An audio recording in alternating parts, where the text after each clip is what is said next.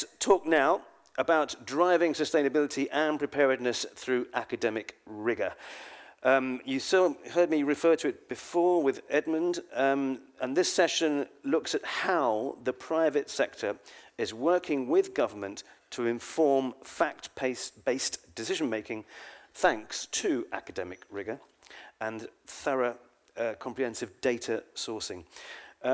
We have a minister that you've already met from Jamaica, Edmund Bartlett. I can ask him to come back on the stage, please. We also have a former minister, Nikolina, Angelkova. I haven't seen you for a while. Thank you. Welcome back. A former Minister of Tourism in Bulgaria. Please come up on stage and take a seat. But first, I want to introduce from Mabrian, Carlos Cendra, who will give us a quick overview of Mabrian's work, and they basically provide data, they source data, and they basically tell governments, provide governments with information, and we'll talk about this a bit more, but advise about policy as well. Give little indicators about policy too. So Carlos, please take it away.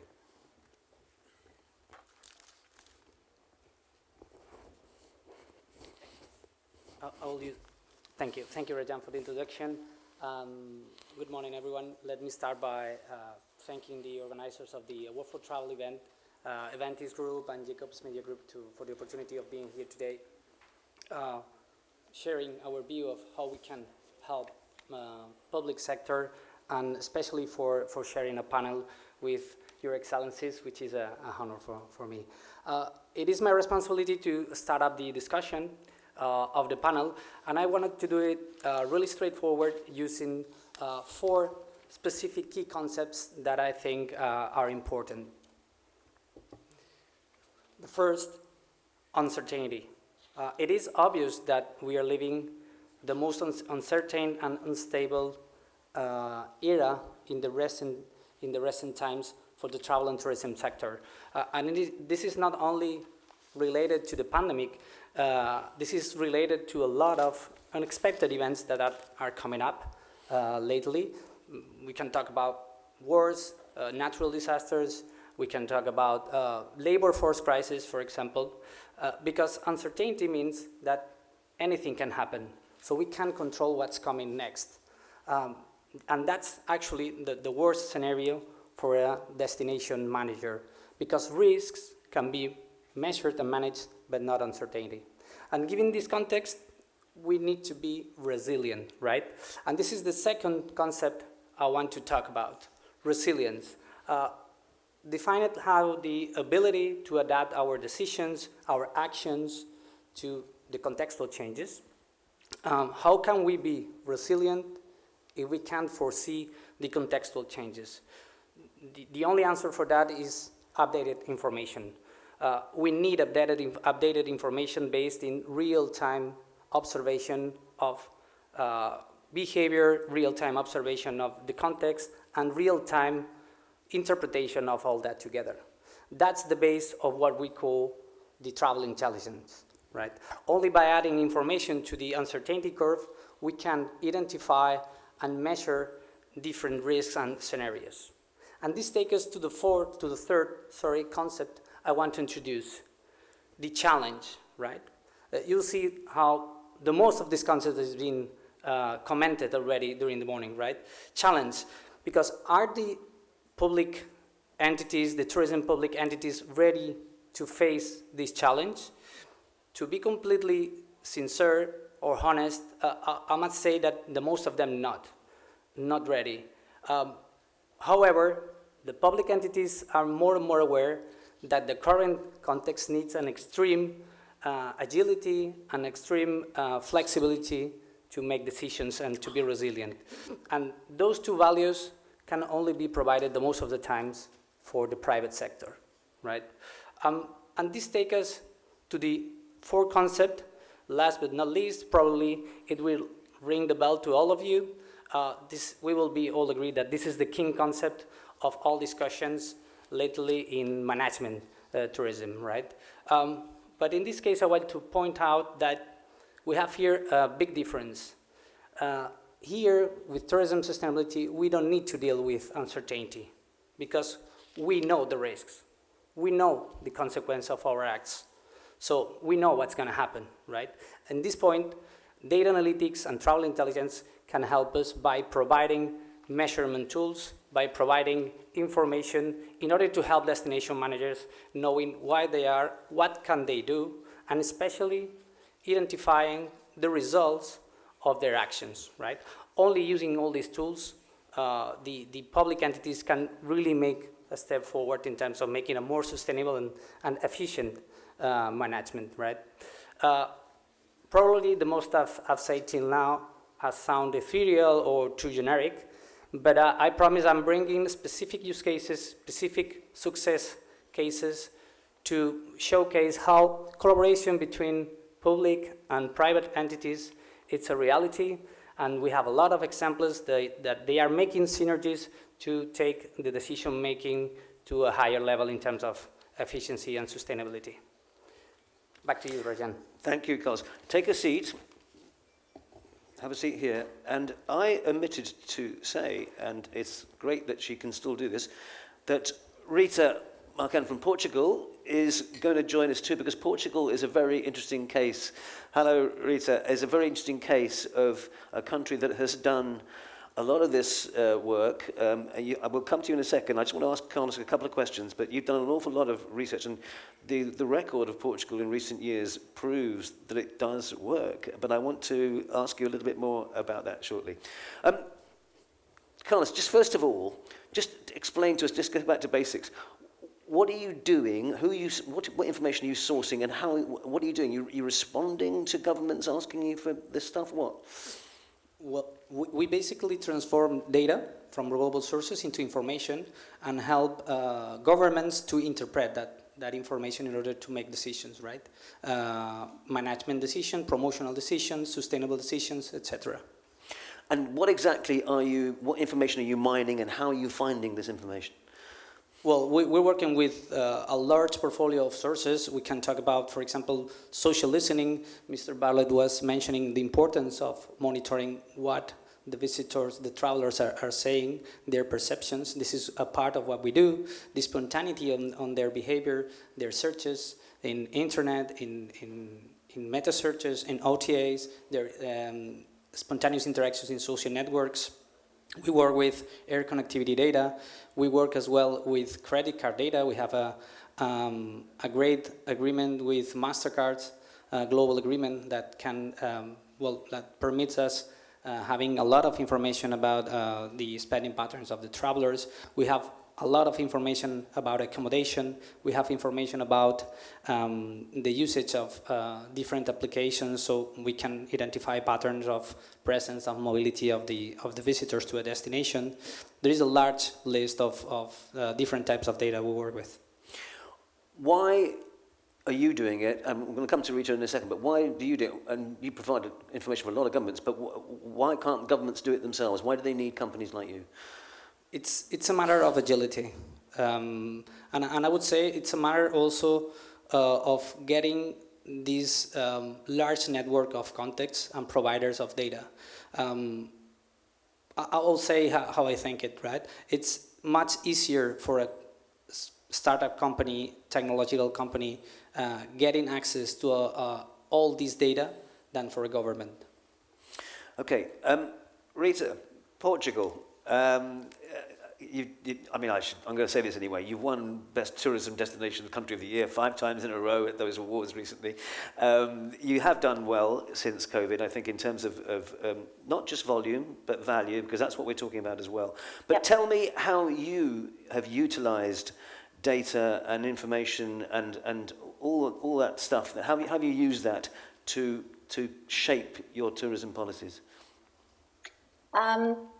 Data is absolutely critical to the business, and so we have a very specific team working under the National Tourist Board that deals only with data. So we have information about the guests themselves. We have the information geographically dispersed information about the hotel accommodations, and to know exactly where we should invest next, for instance, in order to support in a better way investors in order to make them, aware of the level of competition that is around a specific villa or specific city. We have information about forward bookings, meaning that we know exactly how many routes we are going to have in the short term, how many passengers are buying tickets to Portugal. So what I'm saying is that everything is online, and from a political point of view, this really helps me to decide what is going to be the next move. I just want to say one more thing that I think is valuable. Is nowadays, we have a budget, a promotion budget of around 50 million euros a year. And we don't invest anymore on paper or in any other means of communication. So we just invest in social networks, meaning that we know exactly how to target the client, how to customize the message to our potential consumer. And this gives us a huge potential, to grab the customer in a very rapid and very assertive way, because we know him, we know her needs, his needs, and we try, to grasp him or her in order to, to present our proposal in a very targeted way. So not only data is needed to foster investment, to foster smart investment, not only needed to decide from a political point of view what's the next move, but also to target the client, to target our consumer, and try to persuade him or her to come to Portugal, to visit the Portugal, not only to visit, right? Because tourism is I would say, a showroom of what we can provide as a country. So yes, the first time he or she comes as a visitor, the next time he or she comes as an investor, and foreign direct investment is really crucial to all of us in Portugal. So Portugal, it shows, it's a way of showing the country, showing our competitive advantages, not only to the tourists, but to all the potential investors. How much does it help you make decisions that promote sustainability in terms of, for example, diversifying destinations, in other words, having more places to go in Portugal, creating more places, making sure there isn't over-tourism? Also measuring, for example, I noticed that one of Carlos's indicators, that he weighs up income against carbon emissions. There's actually a figure you come to, isn't there? How much of the information that you're getting is helping you do that? Oh, a lot of information has been provided, has been given to me in order to better cope with over-tourism. So I know exactly, I already mentioned, I gave you already some examples. So we know exactly where, when people are buying the tickets to come to Portugal. So I know exactly how do they distribute themselves among our airports. And if I need to pressure a little bit, people coming to Porto instead of Lisbon, for instance, up in the north or up in the south, in Algarve, we can, stimulate, incentivate, targeting new customers according to the social media action plan that I mentioned before. So this gives us the ability not only to react, but also to react rapidly in a very, very assertive way. It's also valuable to say that all this data it's very important for the companies themselves to be aware of their own positioning towards sustainability. So we do have a public dashboard, and where all the companies can upload their data concerning that is related to sustainability, not only environmental sustainability, and I'm talking about water consumption or energy efficiency consumption, biodiversity pressure, all of that, but also social responsibility, social sustainability. We go for the ESG goals, ESG principles, environmental, social, and governance. So as far as social is concerned, it's very important because, we are aware, and companies are aware themselves of what type of contractual regime they are having with their workers in order to foster, stable relationship between them and the workforce, for instance. We know exactly what type of level of salaries are being implemented in the industry, the diversity of the workforce, gender balance, the qualification of the workers, how they balance personal and professional life. So all this information is crucial not only for us politicians, for the National Tourism Board, of course, but also for the companies themselves to understand what type of position do they have compared with their peers. Thank you. And I think, like you, like Portugal, Spain also provides its information to companies, right? To private companies. Yeah, I must say that the case of Portugal is a great case to highlight because they are doing really well. I know very well the team at Visit Portugal, Luis Araujo, Sergio Guerreiro. In fact, Exactly. I met Luis last year in Évora, in this event in Évora, and actually they're doing well. In Spain also is also creating a great platform in terms of sharing knowledge for the sector, public and private sector, so they can use all that information in order to make better decisions. So yeah, all countries are now in a race to create all these kind of, let's say, data lakes or open data portals. But yeah, some of those countries are leading that. Okay, thank you. Let's turn to Bulgaria. So Portugal and Bulgaria, I suspect, are in a way different ends of the spectrum in a way in terms of tourism. Bulgaria is still kind of in a way reshaping its tourism offer, isn't it? How much are you relying on data and information on this?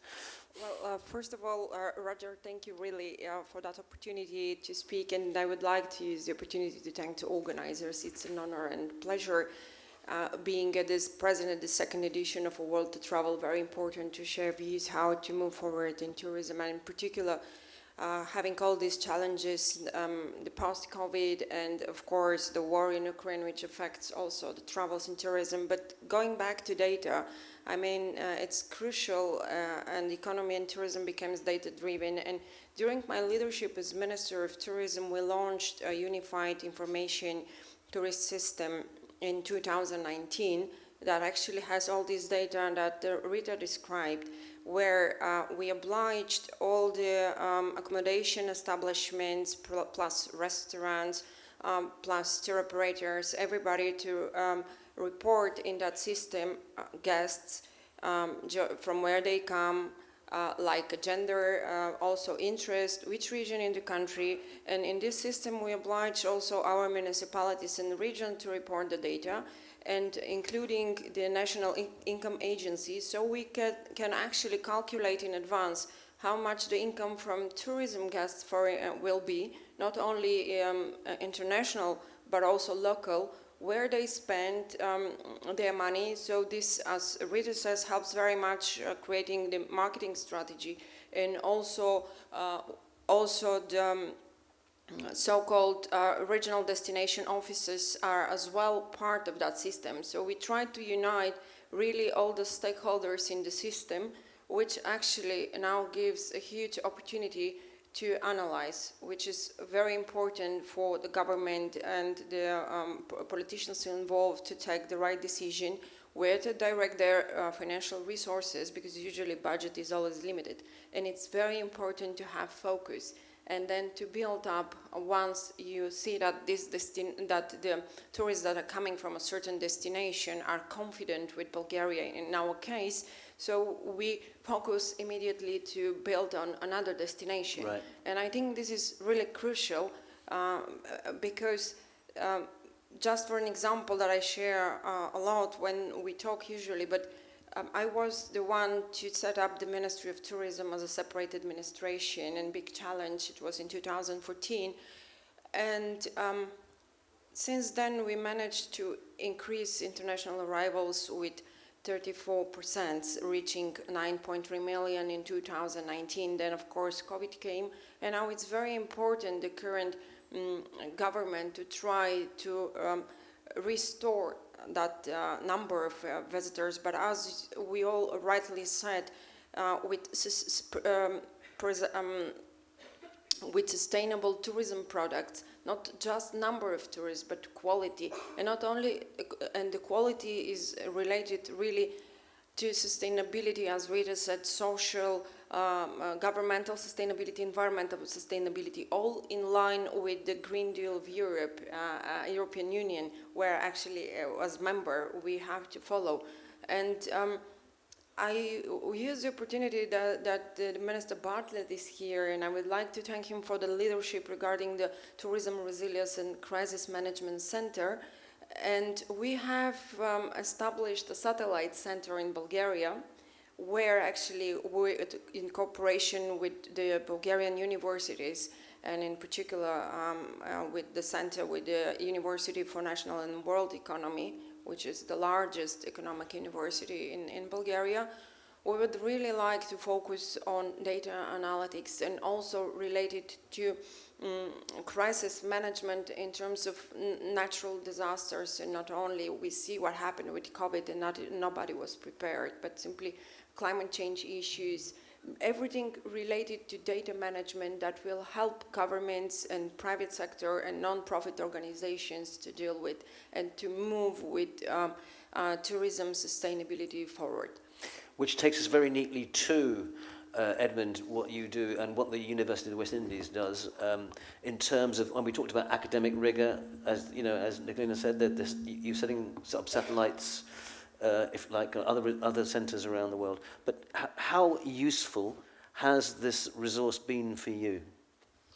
Well, firstly, I think some say we perhaps are either clairvoyant or prophetic. Or actually, the first resilience center we established outside of Jamaica was in Nairobi in 2019. And I inaugurated that center at the Kenyatta University in December of 2019, and the pandemic was declared in March of 2020. So last year when I went back to the university to review how they're doing, and incidentally they're doing extremely well, the Vice Chancellor declared, oh, here comes Prophet Bartlett. So I said, okay, that must have an IT in it and not a PH. But to make the point that yes, we're very happy that there has been this appreciation of the importance of developing data as a guidepost to managing and being able to allocate resources better, more efficiently, and to prioritize. But also, we think that there was a need for us to create something of a resilience barometer to measure the level of resilience of countries for the purpose of providing data to guide investment decisions, to guide visitor choices, to guide government's allocation of resources for planning and development, and for determination as to where to build, how to build, should you build. And then to provide the basis for education, hard knowledge generation on various subjects in relating to building better, building stronger, building more efficiently, building more resilient, of course, but sustainable. So the universities, I think, Rajan, has this critical role of not just mining data and information, but of enabling the crucible through which that data must flow, and to provide access to that data. And I think that the young people, that's the future. And that's where the new ideas will now generate. And I wanted to indicate that the government has a role now. Government has a role to create the framework, the legislative and regulation arrangements that enable incentivization of ideas.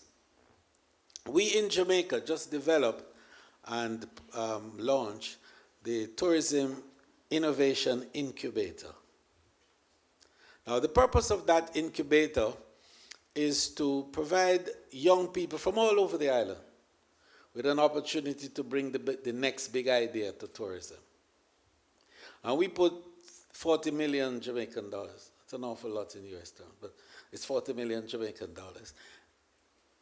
To enable these young people, wherever they are, whatever station they belong to.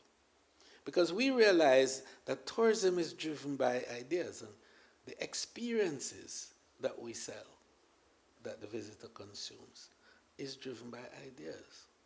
And Jamaica wanted to become a destination outside of the competitive field. You know this blue ocean strategy? And the red ocean where all you guys are fighting and it's bloody? Well, we don't want to be in that. We want to be where you see Jamaica as being a special, different destination with a value proposition that is compelling. And it's only done by new ideas. And so that's the whole purpose of the incubator, is to create that framework, that repository of new ideas that will then be able to convert into material goods and services that will bring value and add to the quality of the experiences that we provide. So to make the point beyond any other discussion, that data, and more data is what's going to determine the next level of quality tourism, and it will inform how we manage the next set of disruptions that are coming. Thank you. I'm going to connect, actually, Nikolina, you and Carlos, because you did a survey which showed the impact of the loss of Russian tourists this summer to Bulgaria's tourism economy. Now, A, how did you do that? And B, what does that tell Bulgaria? I mean, how does that guide Bulgaria? Do you want to speak to that first, Nikolina? Yeah, thank you. Well, I could say that in 2019, we had in total Russian tourists visiting Bulgaria not more than 400,000, like 450. So from number one as summer tourists in 2014, in 2019 they became number 7 or 8. So actually the loss of Russian tourists didn't really affect it so much, the international arrivals. What really affected them, and it still affects them, is the fact that the war in Ukraine, Ukraine is closer to us, it's 300 kilometers. And this is where most efforts are put to transmit the message that the destination is secure and safe, regardless all these challenges and this strategy that happens. And this is the most important, because usually people choose destination that is safe. And in particular, after COVID, it becomes more and more sensitive. And this is what we all have to transmit. And here, going back also to what we talk about, the data-driven tourism, I think digital transformation in this sector is crucial. And this is where also in 2020, when we were preparing the operational programs, the next generation of them within the EU, and then the recovery and resilience plan of the European Union in mid-2020, we offered some grants or subsidies to SMEs that are going to digitally transform their business, which also is very important for the private sector to be in line with what is happening with the fourth industrial revolution, the digital transformation generally, that every day really brings something new. And everything happens online. So on one side are the systems, the data, unified tourist information systems, the data that it's crucial for governments to take a decision and for the private sector and NGOs to be informed. And on the other side is the digital transformation itself for the private sector in order to cope and really address the future sustainable tourism products that are expected. But talking about Russia, it is not affecting so much international arrivals as it would have been, for example, 10 years ago. Okay. Yeah. I've been told I've got to cut this very quickly, but Rita, I want one last word to you, which is just how responsible do you think data sourcing and then the analysis of that data has improved your tourism offer? How much of a difference has it really made? And I'm talking in a sense to other tourism providers who may not be using that much of data? What would you say to them? Do it. Smart decisions now are more crucial than ever, and you cannot be smart without data. You can take decisions, that's for sure. You take the risk, you decide, you hope for the best. But at the end of the day, we need to be quick, and we need to be assertive, we need to be focused, because resources are limited. And this means that you have to make smart decisions. And without data, I think it would be very, very impossible to do that, especially if you have limited resources. And that's the case of Portugal, and I guess that's the case of Jamaica or Bulgaria. And so data here plays a huge role, not only for me as a politician, but also for the National Tourism Board that has decided in a daily basis what to do next, but also for the companies, for the workers, for the tourists. And you know what? Data give us the confidence and the trust to move on. And this is important. We already mentioned that, security, the stability, certainty are assets that need to be nurtured and pampered. This means that without data, we'll have huge levels of uncertainty, so not so certain mindset. And data give us the confidence, the trust to move on and to make smart decisions, as I said before. Thank you so much, Rita. It's a pity you can't be with us in person, but thank you for your contribution. That's Thank brilliant. you. Thank you so much. Edmund, I'm going to have to stop it here, but you I know, are back. I want to give you something. I think as we talk about data, my assistant will just nip by. We published the first book after the pandemic on resilience, tourism resilience, with a case study of the Jamaican experience, but with very strong scholarly contribution on various elements of resilience. And so I want to present that book to you. It's co-authored by myself and Professor Lloyd Waller, who is the Executive Director of the Global Tourism Resilience and Crisis Management Center in Jamaica. So you're getting the first copy. I'm getting here. it. Fantastic. I'll let you read it as well, Carlos, if you want. Yes, of course, Carlos. We will have one for you too. But this one is for you, Rajan. And we are also using the opportunity to telling you now publicly that you will be the moderator at the first ever Global Tourism Resilience Day observation in Kingston, Jamaica, February 7th. I've got that data embedded in my mind. Thank you. Thank you very much. Wow. Okay. Thank you, panel. We have to move on quickly. Thank you very much.